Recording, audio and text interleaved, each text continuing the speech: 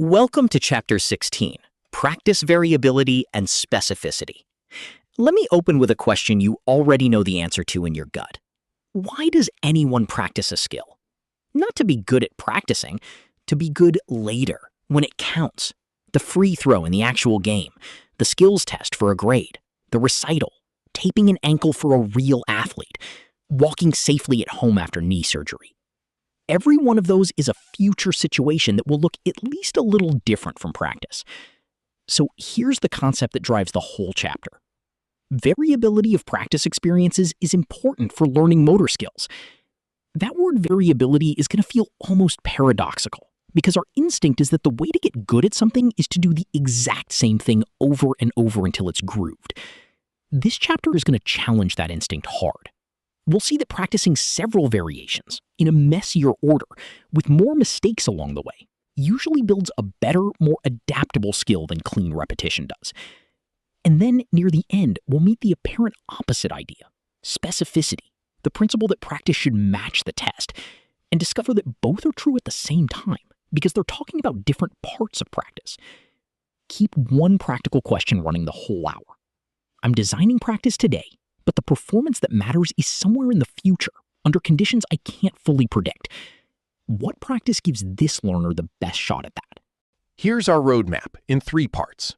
Part 1 makes the case for variability, what variability actually means, the head-to-head of variable versus constant practice, why the real payoff is future performance, and the surprising news that errors during practice are good for you. Part 2 is the heart of the chapter and gets practical. Once you've decided to vary practice, what exactly should you vary? Which depends on the kind of skill. And then how should you order those variations across a session? That second question opens onto the single most important idea in the chapter, the contextual interference effect, where a practice schedule that feels worse in the moment produces dramatically better learning. And part 3 turns to specificity, the principle that practice should resemble the test in its senses, its context, and the thinking it demands, and then reconciles it with everything in parts 1 and 2. By the end, you'll be able to explain variability, decide what to vary for closed and open skills, use contextual interference to schedule practice for both beginners and experts, and hold variability and specificity together without contradiction. Let's start with what variability even is. Part 1. Why variable practice wins. Before we can argue for variety, we have to be clear about what we're varying and why it could possibly help. This section builds the case in 4 steps. First, a definition, practice variability, and the fact that essentially every major theory of motor learning predicts it should help, which is unusual. Theories rarely all agree. Second, the cleanest test of the idea. Take 2 groups, give one the same skill over and over again, and the other several versions, and see who performs better on a later test. Third, the reason it works, which connects straight back to our chapter on transfer. Variable practice is really a way of preparing for novel future conditions. And fourth, a consequence that bothers people. Variety makes you make more mistakes during practice, and far from being a problem, that turns out to help. The thread tying part 1 together is the gap between how practice feels and how much you're actually learning. A gap we first met back in the chapter on defining and assessing learning, and one that's going to haunt this entire chapter. Let's begin with the definition. Let's define our central term carefully. Practice variability is the variety of movement and context characteristics a person experiences while practicing a skill. 2 pieces there: variations in the movement itself, throwing to different distances, shooting from different spots, and variations in the context, different surfaces, different surroundings, different situations. What's striking is how much the theories we've studied all converge on this. Schmidt's schema theory predicts that successful future performance depends on the amount of movement variability you experienced in practice. You build a kind of rule, a schema, by sampling many versions. Gentile's stages model emphasizes that learners need to experience variations of the regulatory and non-regulatory features of the context. And the dynamical systems view says the learner needs to explore the perceptual motor workspace, trying different solutions to the movement problem. 3 quite different theoretical camps, the same practical recommendation. Don't just repeat, vary. That kind of agreement is a strong signal that we're on to something real. The question that follows is simply, does the evidence bear it out? So let's put variable practice up against its natural rival, doing the same thing every time. Here's the cleanest way to test whether variability helps. Compare variable practice against constant practice.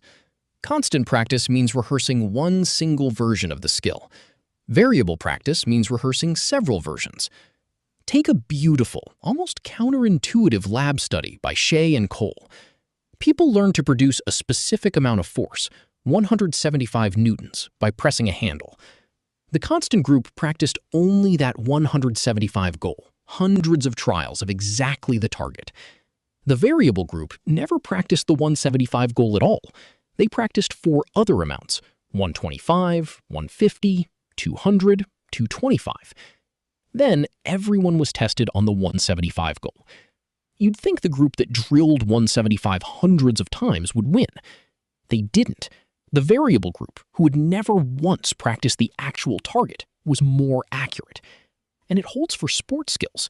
In a free throw study by Schoenfeld and colleagues, the constant group shot only from the free throw line and improved during 3 weeks of practice. But 2 weeks later, on a retention test, they'd fallen all the way back to where they started.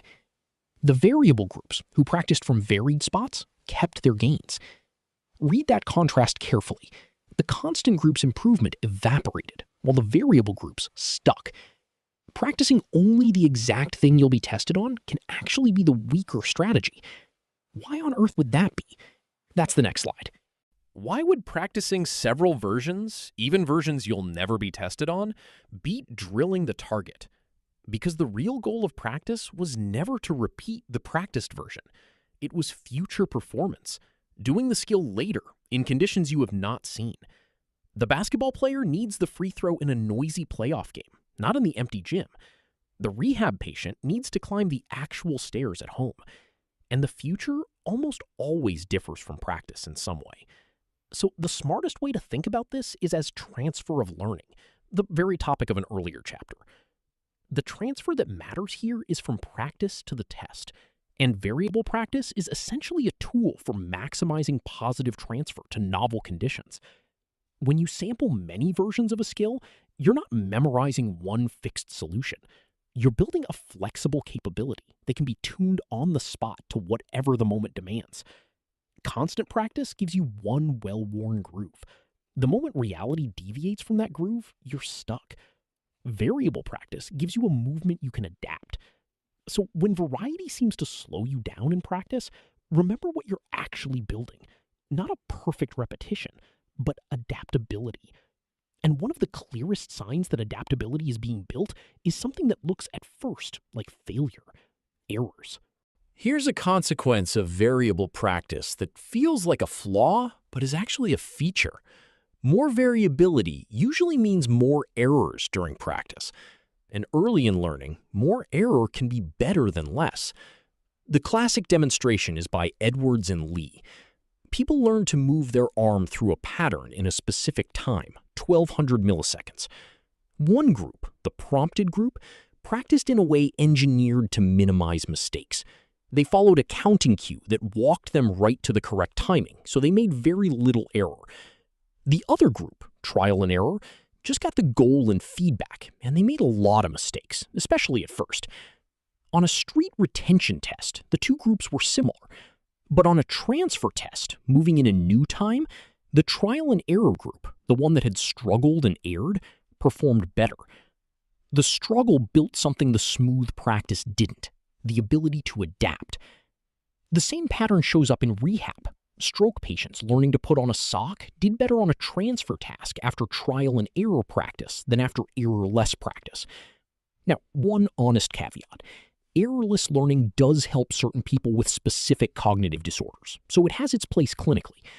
But for healthy learners, do not over-engineer the mistakes out of practice. Letting people make and fix errors is part of how adaptable skill is built. So don't measure good practice by how clean it looks.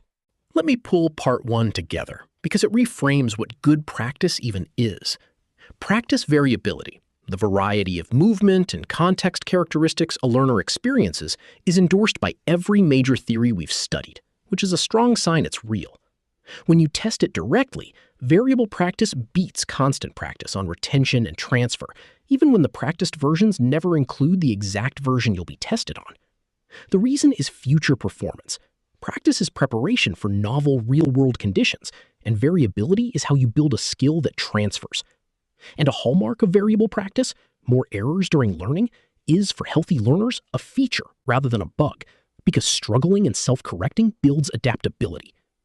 Underneath all of it is that uncomfortable gap between how practice feels and how much you're learning. Hold on to that gap, because part 2 is going to widen it dramatically. We've decided to vary practice. Now, which conditions do we vary, and in what order do we put them?